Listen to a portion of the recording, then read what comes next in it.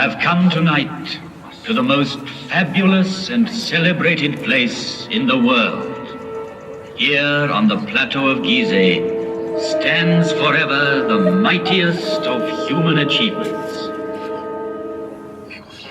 No traveler, emperor, merchant, or poet has trodden on these sands and not gasped in awe.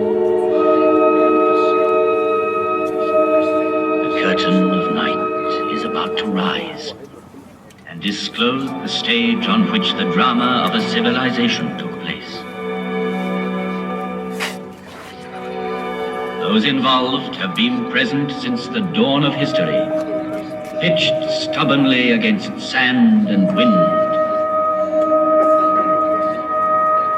And the voice of the desert has crossed the centuries. This is the tomb of Khufu, pharaoh of the 4th dynasty, 4,500 years ago.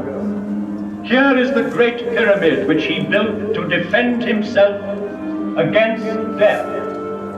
455 feet high. He achieved the building of the highest monument then known to man. The area it covers is vast enough to hold St. Peter's Cathedral in Rome, the cathedrals of Florence and Milan, Westminster Abbey and St. Paul's. 3 million blocks of stone, some of them weighing 30 tons, were assembled by Cheops' faithful workmen to achieve this fabulous construction. At the center of it, the pharaoh planned his inner chamber, where his mummy was to lie in splendor for eternity. At the foot of this pyramid, in the rock, a temple was built, and there were kept the barges of Cheops, the barges of night. In these large wooden vessels, the dead pharaoh could continue his voyage in darkness towards eternity.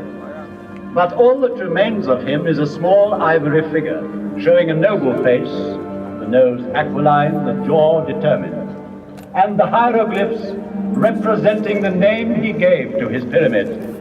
Cheops dominates the horizon. The Pyramid of Khufu. It too bears an inscription, Khufu is great. Yet, out of respect for his father Cheops, Khufu built his pyramid on a slightly smaller scale. Each side of the base measuring 710 feet, the angle being 52 degrees, it reaches a height of 445 feet. The brilliant covering of polished limestone on the apex originally extended over all 4 sides, adding to the magnificence of the pyramid.